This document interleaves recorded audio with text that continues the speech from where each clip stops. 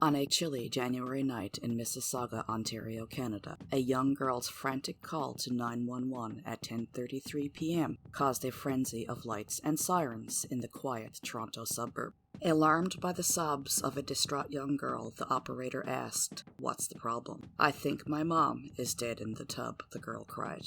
The operator asked if her mother had a pulse and if she could perform CPR. The sobbing girl replied that her mother was still underwater and that she didn't want to touch her. The operator instructed her to pull her mother out of the tub, but she said her mother wasn't moving and she didn't know how to get her out and that she didn't want to perform CPR.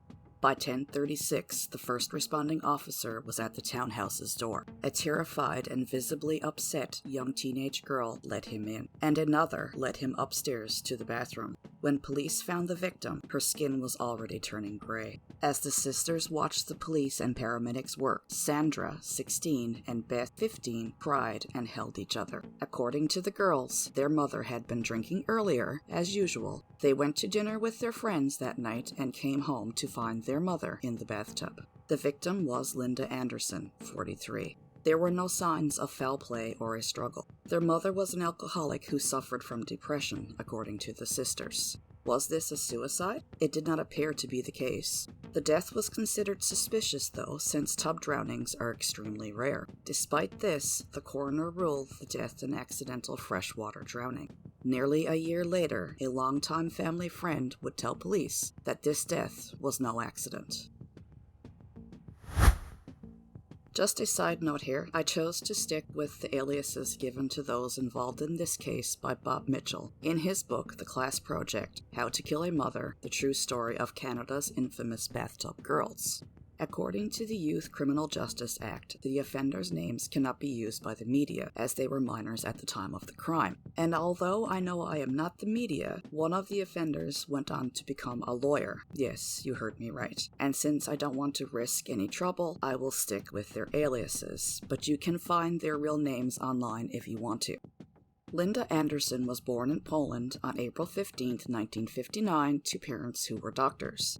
While studying at university in Poland, she met her husband. They moved to Saskatchewan in the mid-1980s, where their first daughter Sandra was born in 1986. The family then moved to Toronto, Ontario, Canada, where Beth, their second daughter, was born in 1987. The couple fought bitterly and separated. Linda made it difficult for their father to see the girls, and reportedly there was a lot of animosity and pettiness between the couple. And allegedly to avoid having to pay as much child support, their father took a lower-paying job. And it is reported that the girls' father did not appear to have an important role in their lives as they grew up. During the separation, Linda sent the girls back to Poland to live with her parents for 2 years. During this time, she went back to school and got her nursing degree. After graduating and getting a job, the girls moved back to Canada with their mother. The girls did visit their father, with Sandra remembering the visits fondly and Beth not so much. Their father has been described as an oddball and a loner. Other than that, I have not come across much information about him. Linda began a long-term relationship with someone that she had known from Poland when Sandra and Beth were 11 and 10 years old. Together, the couple had a son named Bobby. Sandra and Beth loved their little brother Bobby, but hated his father. He and Linda drank a lot together, and he was verbally and physically abusive to Linda and the girls. In 2001, he attacked Linda violently and was convicted of assault with a weapon. The couple then split up. During this relationship, Linda had begun to drink heavily. During a 2020 interview with Global News, Sandra recounted a horrific childhood of physical and sexual abuse and a painfully sad home life with her alcoholic mother. She said she lived in a home where dinner was reserved for special occasions. After the abusive partner left, Sandra thought her mother would stop drinking and their home life would improve. However, it only got worse. Quote, "What absolutely destroyed me was my mom's drinking," she says. "It just got so much worse after he was gone. I didn't understand that. How could this monster leaving make you drink more?" Sandra says she understands now, but she didn't understand then. When Sandra was 12, she confided in a priest at a summer Bible camp that she was being molested. He told her to confront her abuser and tell him to stop, or she would tell her mother. When she did, quote, "He said, 'Go right ahead,' and he just came and he hurt me. He called my bluff." Sandra describes how her mother would drink and drive with the kids in the car and how she and her siblings went without necessities so that their mother could feed her addiction. According to her, she complained about abuse and neglect to relatives and the Children's Aid Society. Nonetheless, she sabotaged the CAS visit by refusing to speak because she felt humiliated and embarrassed to share the extent of what was happening to her and her siblings. Also, when CAS workers arrived, Linda was on her best behavior. Sandra called CAS one more time to report that Linda had lied to them the last time that they visited and that she was an alcoholic. According to Sandra, Linda was mean and negligent. CAS did not believe her and did not intervene. She says even though she told her grandparents about Linda's drinking, they didn't intervene either. Linda drank frequently during this period, or at least whenever she had money to drink, and money was spent on liquor first and on necessities later, or they were ignored altogether. Linda did, however, have another side to her. Co-workers described her as a good mom who worked 2 jobs and went to school to support her kids, but the girls were materialistically demanding and unappreciative. The girls could only see that she was not there for them. They couldn't see that she was working double shifts to provide for them. Linda told colleagues that she was losing control of her daughters. Allegedly, Sandra started stealing from Linda and had even cashed in on a savings bond that Linda had for the kids' college expenses. It is reported that during one of Sandra's calls to Children's Aid Society, she allegedly told them that her mother didn't love her and that Bobby was a spoiled brat. She asked the social worker to place her in a rich foster home. Linda also complained that while she was at work, the girls and their friends would eat all of the groceries and trash the house. There was no appreciation for any sacrifice that Linda made for her girls, and she felt they were mean and destructive to her.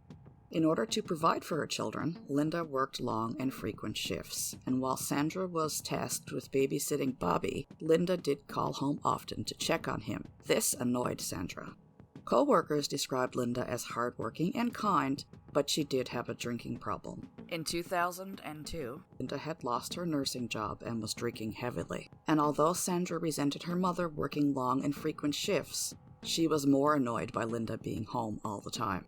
And due to Linda's drinking, she was incapable of caring for Bobby, and his care fell to the sisters, and their home life just continued to get worse.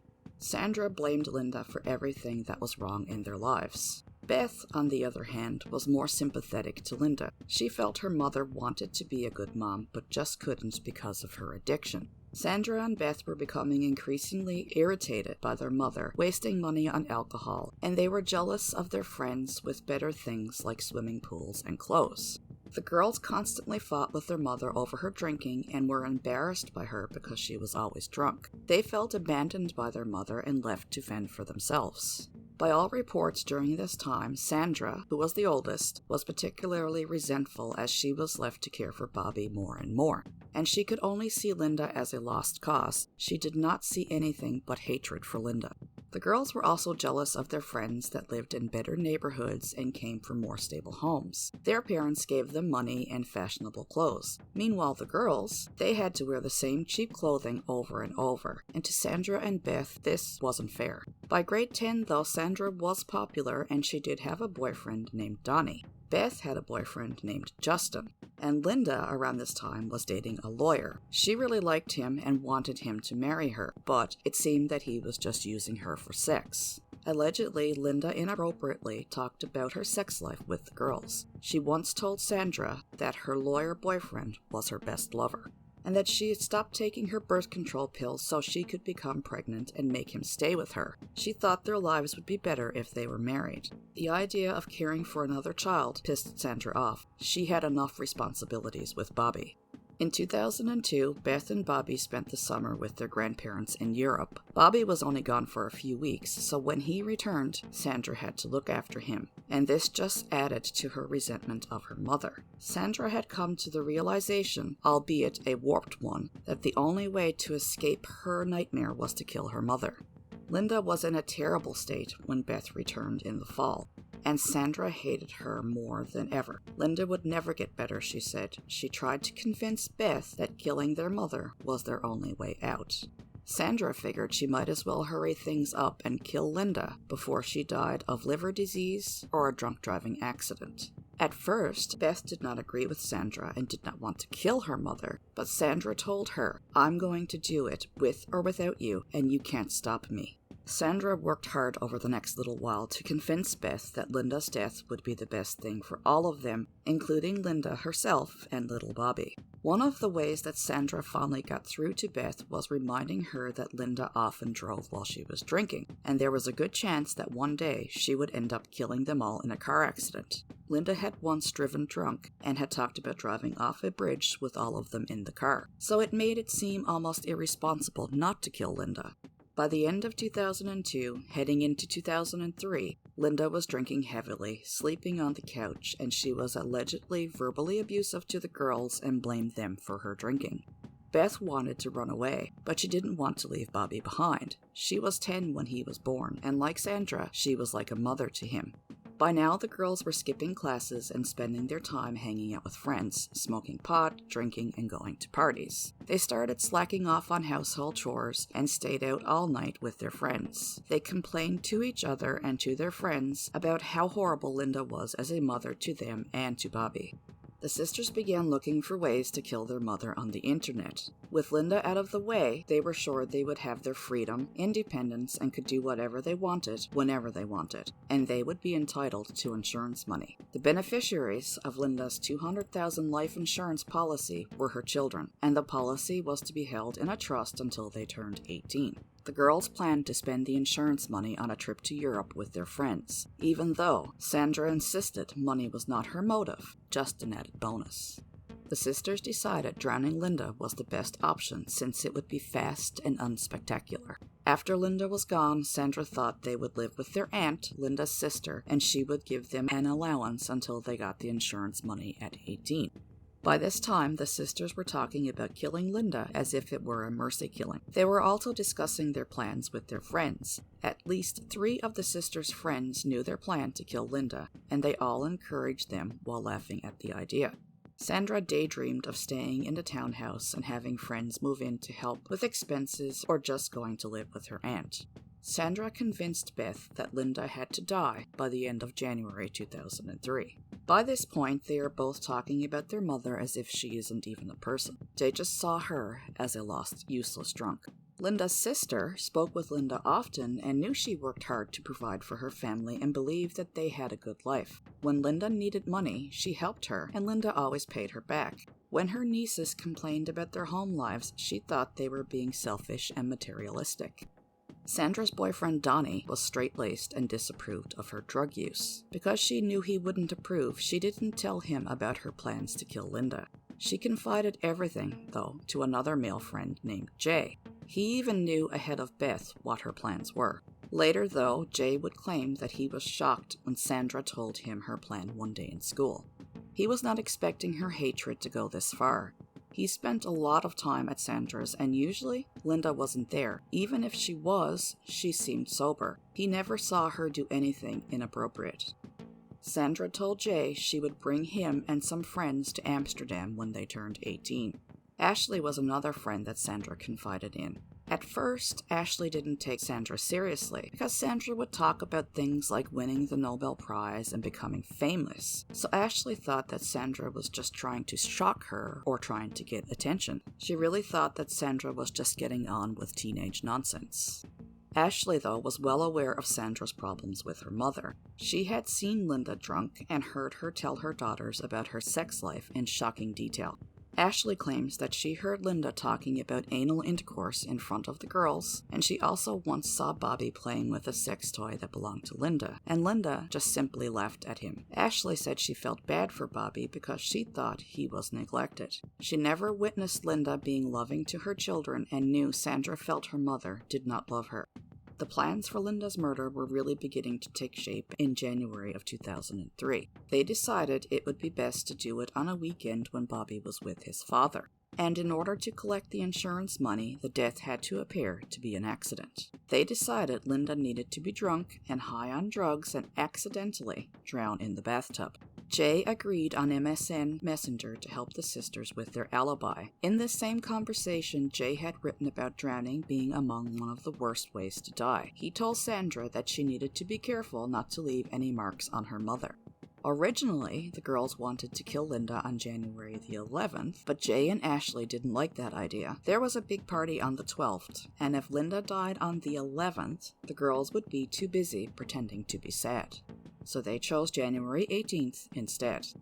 Now, at this point, there are approximately 4 to 5 teens, including the sisters, who are aware of the plan and are talking about it online as if nobody will ever find out. And nobody warned Linda or spoke to the police.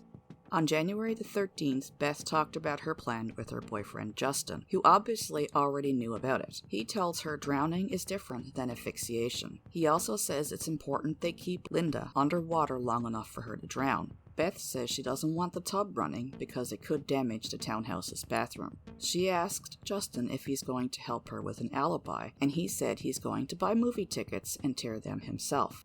Beth says she has rehearsed crying as she would be the one calling 911 and said she would take some money out of Linda's bank account to buy supper that night at Jack Astor's, which is a Canadian restaurant chain. As she talked to Justin, Beth seemed giddy about the plan, though she was worried about having to act upset and cry on cue. Justin assured her she could pull it off. He told her to get Linda really drunk and wasted, put her in the tub, hold her under for about 10 minutes, then leave for an hour or two. The couple even talked about if they wanted to waste the money on movie tickets that they weren't going to see.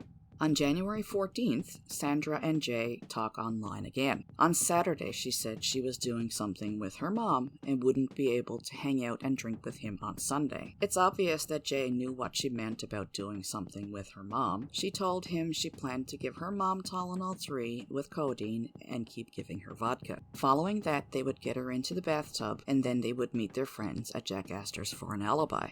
Jay wished her luck and helped her figure out how many Tylenol 3s to give Linda.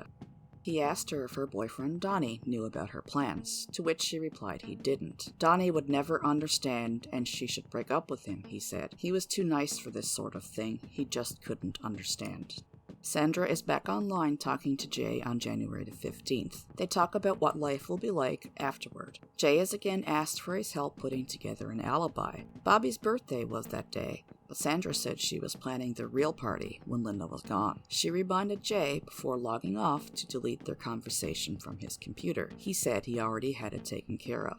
Sandra is sitting in the school cafeteria with Beth, Jay, and Donnie on January 17th. She tells Donnie he couldn't go with her and her friends to Jack Astor's Saturday night. Several times he asked her why, but she refused to answer. He thought they were going to do hard drugs or something like that, something that he would disapprove of. But he really liked her, so he didn't push the issue.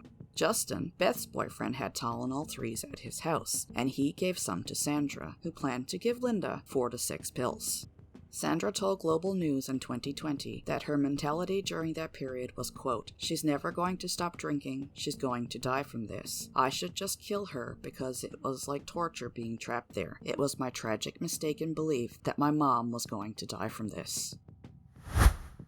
January the 18th. As Linda was eating supper, Sandra and Beth began giving her vodka and Tylenol 3 to get her really wasted. While this is going on, Sandra chats with Ashley online. She told her that she had given her mother vodka mixed with 4 Tylenol 3s in lemonade. By the end of supper, Linda had taken 6 Tylenol 3s, several glasses of wine, and a lot of vodka.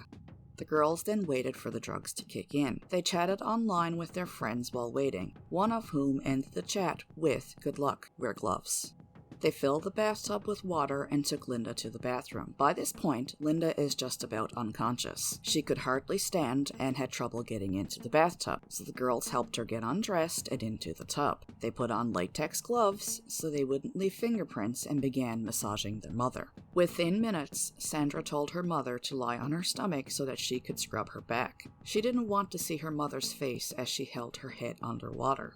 Beth stood in the doorway and watched as Sandra instantly pushed Linda's head underwater. The pair decided they would hold her underwater for 4 minutes. Sandra counted down as she did so. Before the 4 minutes were up, the phone rang, and as Beth ran to get it, Sandra yelled, "Get back here and help me." It was Ashley on the phone, and Beth told her that now is not a good time. When Beth got back to the bathroom, Linda was already dead. The girls left the townhouse and went to catch a bus down the street. They had Linda's debit card with them and planned on telling police that Linda gave it to them to pay for supper that night. They met up with Ashley at the bus stop, and as they all boarded the bus, Sandra told Ashley they did it. The plan was to meet up at Jack Astor's. They figured people would probably remember that they had been there. They would be seen out of the house as Linda got drunk and passed out in the tub. When they got off the bus, Sandra took her latex gloves out of her pocket and threw them in a trash bin. She also threw away the plastic Ziploc bag that still had 2 Tylenol 3s in it. Justin was waiting at Jack Astor's for the girls. Sandra tells him Beth refused to help her and left the bathroom as she was drowning her mother. Sandra was reportedly more upset at dinner than Beth was. Beth flirted with Justin, and Sandra just sat there quietly and didn't eat. Ashley was disturbed, she said, by how calm Beth seemed. Yet she wanted all the details, and Sandra described how she held her mother's head underwater and how her body had twitched. She said it wasn't how she expected it to be. Ashley would later describe the conversation as like watching a movie. After dinner, Sandra and Beth took the bus home. Justin also went home, but Ashley, she went to the movies with another friend. And it's about 10:30 at night when the girls do get home. Sandra went upstairs, where she found her mother exactly as she had left her. Beth was supposed to be the one to call 911, but she just couldn't do it, so Sandra ended up making the call. At 10:36 p.m., Police Constable Blair Horner arrived and knocked on the door. Beth let him in. He was told that the girls found their mother face down in the bathtub, adding that she was an alcoholic and depressed. They seemed upset at the time. Beth said as they left earlier that evening, Linda was watching TV and she had given them her bank card so they could pay for supper with their friends. The officer found Linda face down in the tub with her legs bent and her right arm hanging over the edge of the tub. Her head was also facing the faucet. Despite being warm, she had no pulse. The warm bath water had probably kept her warm. One of the paramedics tried to open her mouth, but it wouldn't open. Rigor mortis had already set in, which usually occurs between 4 to 6 hours after death. The sisters were separated so they could be interviewed individually. The house was also searched, and the only thing that was found out of the ordinary was an empty bottle of vodka found on the dining room table. Both sisters told similar stories. They said that Linda often passed out. She was drunk, as usual, when they left for Jack Astor's around 6. When they got home, they found her in the tub. Sandra didn't show a lot of emotion during her interview. At the townhouse, Beth was upset and crying, but at the police station, she was very calm. Because it was a tub drowning, and tub drownings are so rare, police had to treat this death as suspicious. But there were no signs of a struggle in the bathroom. The only thing that was really odd was that the shower curtain was inside the tub, and most people take their shower curtains out of the tub before getting a bath. The police did not take anything from the bathroom, they didn't swab for fingerprints or run DNA tests. Although they considered suicide a possibility, nothing indicated that either. Linda's autopsy revealed that she drowned in fresh water, and her blood alcohol level was 5 times the legal limit. Her autopsy also revealed that she had mild cirrhosis of the liver. Therefore, Linda's death was ruled a freshwater drowning due to excessive alcohol intake. In other words, an accidental death. The sisters had pulled it off. The sisters' behavior immediately after their mother's death did attract attention from family and friends, though. People were really taken aback by the callous behavior and lack of respect the girls had shown at Linda's funeral. They arrived at the funeral with their hair dyed green and pink and wearing trashy outfits. Just steps away from their mother's open casket, the girls were seen laughing and joking with their friends. Linda had complained to her co-workers that her daughters were disrespectful. Now, they were seeing it for themselves. Their behavior at the funeral was described as shocking. Following Linda's death, the sisters stayed with their aunt, Linda's sister, for a few weeks. The girls' father then moved into the townhouse so they could live there. He was strict, however, and wanted them to maintain a regular schedule with a curfew. Needless to say, this was a disaster, and the girls went back with their aunt by March. She then became their legal guardian. Ashley claims that she had serious doubts about letting the sisters get away with murder, but she was afraid of being charged as an accessory or in the conspiracy to commit murder, so she kept quiet. Nonetheless, she continued to be friends with Sandra. Jay was shocked, he said, when he learned that Linda had died, and he was also concerned that he could be charged because he had suggested that they wear gloves so their fingerprints weren't left behind. He also stayed quiet. Donnie, Sandra's boyfriend, became suspicious when she told him Linda had died. Remember, he wasn't aware of the plan, but it was just too convenient that Bobby wasn't at home that night, and Sandra didn't want him to go to Jack Astor's. Sandra confessed to Donnie within 2 days. He continued to date her for a while, and he never did say anything about the murder. Sandra didn't just confess the murder to Donnie, she just wouldn't shut up about it. During this time, she was drinking heavily and using drugs, and she was telling everybody about the murder. In her interview with Global News in 2020, she says, quote, "I was telling people, practically strangers, kids I met at a party, and I hated myself for drinking too, because I killed my mother for her drinking. So I was doing that because I felt I deserved to die for what I did." In November of 2003, almost a year after Linda was murdered, Sandra began talking about it with an old family friend. He felt bad for Bobby and the sisters. Sandra confessed to him what she and Beth had done. He got pretty upset. He remembered Linda as a good mom who loved her kids, and he was also worried that Sandra would kill herself because she had mentioned it more than once.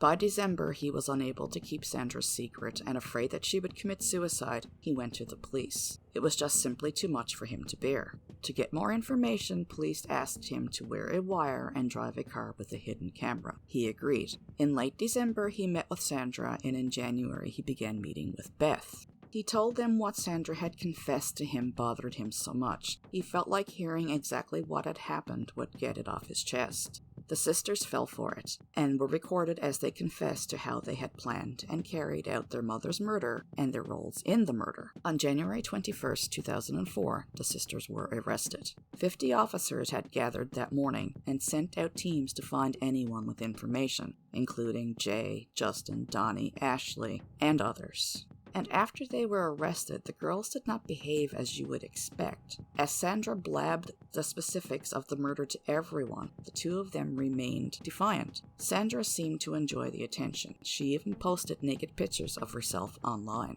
As they were being arrested, Beth asked the police if she could go to school because she had a test to take that morning. Sandra said they had a party to attend. They had to be reminded that they were being arrested for murder and would not be going anywhere for quite some time.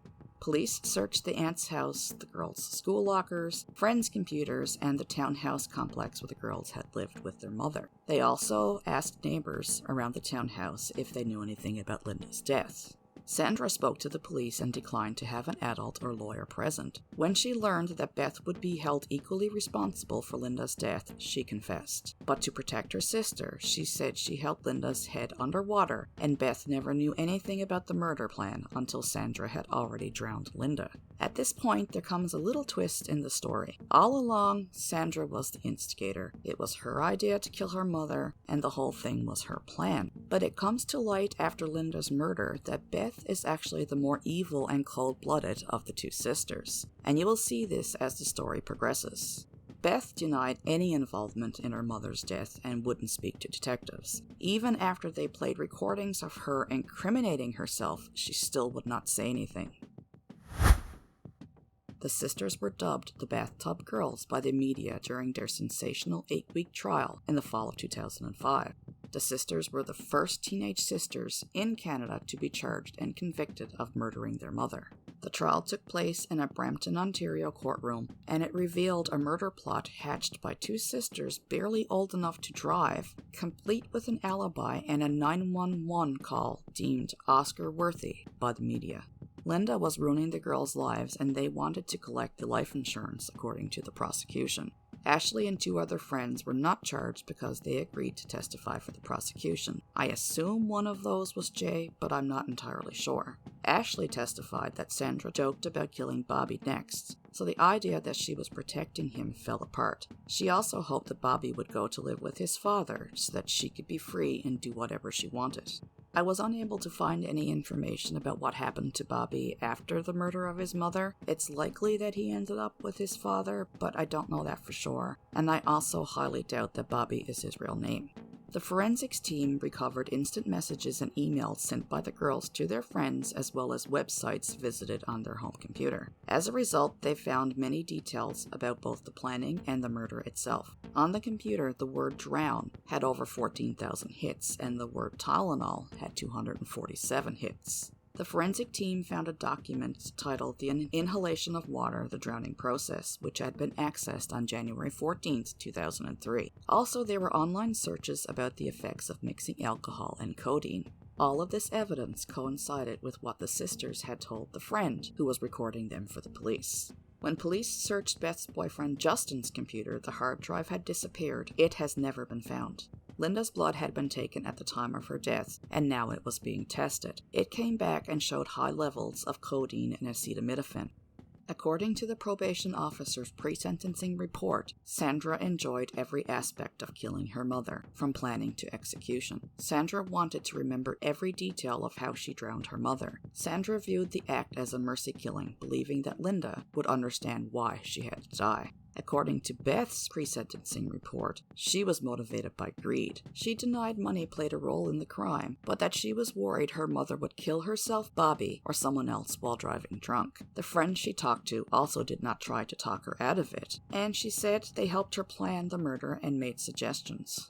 Forensic psychiatrist Dr. Phil Klassen noted in his assessment of the sisters that they had been thrilled by their plot to kill their mother. They reveled in the excitement, the collaboration, and the drama. The Crown sought life without parole for at least 10 years for Sandra and 5 to 7 years for Beth. However, Justice Bruce Duncan was not convinced. Instead of a youth as adult sentence with a life sentence, he imposed a youth sentence of 10 years with a maximum of 6 years in prison and 4 years under community supervision. While he agreed that the sisters carried out their plan with chilling detachment, he felt a youth sentence was appropriate to hold them accountable for murder, saying, quote, "They suffered a level of poverty that was not in keeping with their mom's relatively good income. The home atmosphere was depressing and degrading. Remorse, though, he said, was a slow train coming for the sisters, and that they could only see their mother wasn't there for them, not that she worked double shifts to provide for them. The sisters saw her as a passed-out drunk, not an exhausted mother trying to cope and taking comfort in alcohol," adding that the two set out to commit the perfect crime, but instead they created the perfect prosecution. The case against them is overwhelming. It is probably the strongest case I have ever seen in over 30 years of prosecuting, defending, and judging criminal cases.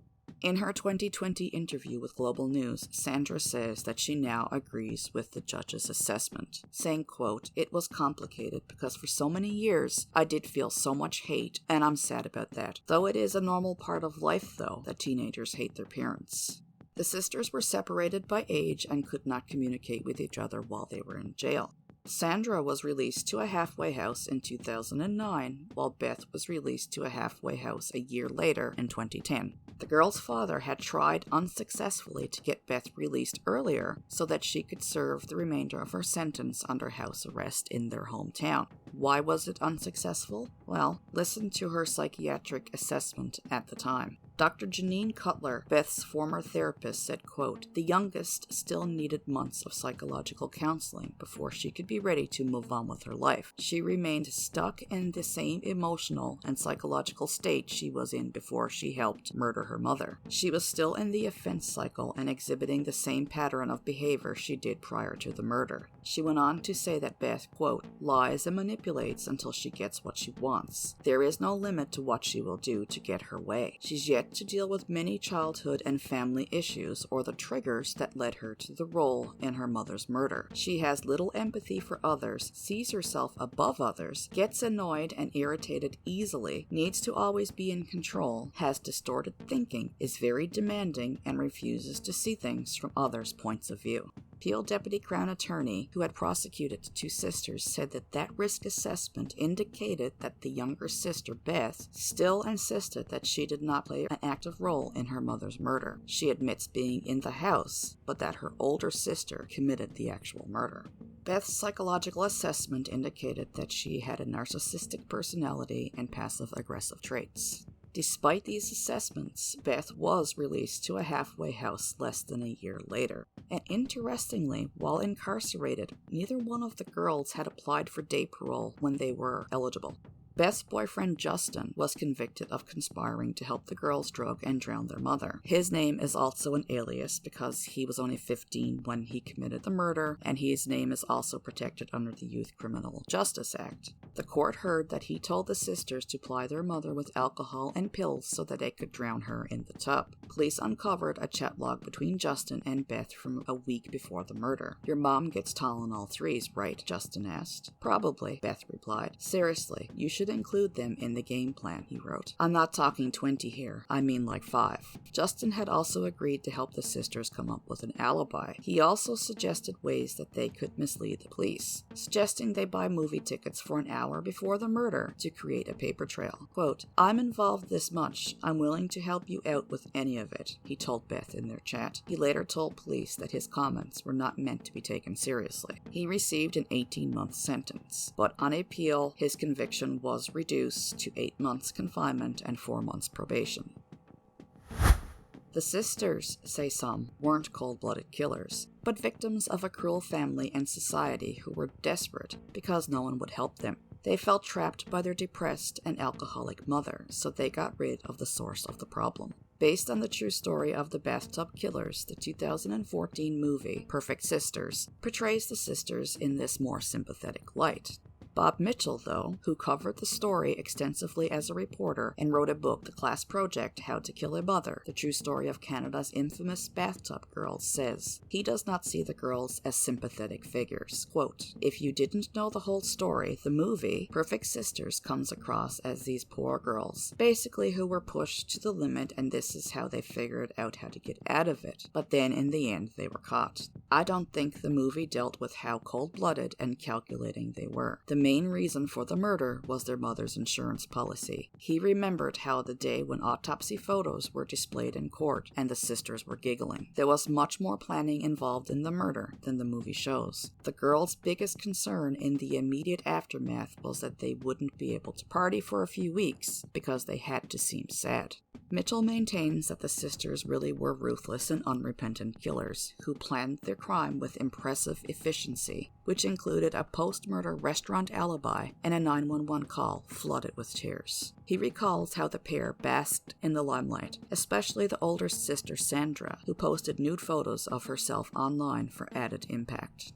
Today, both sisters are free and remain anonymous, having served only a fraction of the 10 years that they were sentenced to. Both women remain under the watchful eye of the justice system, which has placed restrictions on their activities, including banning the use of alcohol and drugs, but they are free to live their lives.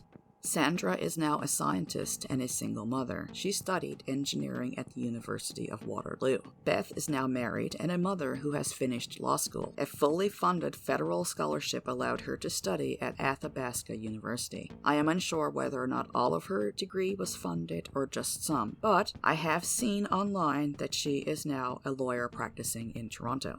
As you have heard me mention many times, Sandra did an interview with Global News in 2020. She was 34 at the time. Beth, 33, had declined to be interviewed. Sandra said, quote, "The hate did blind me, and today she believes her mother was a hard-working single parent who supported her 3 children while holding down 2 jobs. She was a beautiful person, very smart and loving," she says. "She was seriously traumatized. She was overwhelmed with addiction, with different kinds of abuse. And I didn't recognize that for what it was. The hate did blind me. I'm so sorry. I regret what happened. With every shred of my being, my soul." She also goes on to say that the awful movie, Perfect Sisters, which depicts their story, got one part right. She did use a timer while she held her mother's head underwater for 4 minutes. "I'm kinda happy that it's a crappy movie. I hope people forget about it." Looking back, she says that the initial plan, and there were many, was to collect her mom's insurance money at 18, go to Amsterdam, buy some drugs and a gun, and kill herself.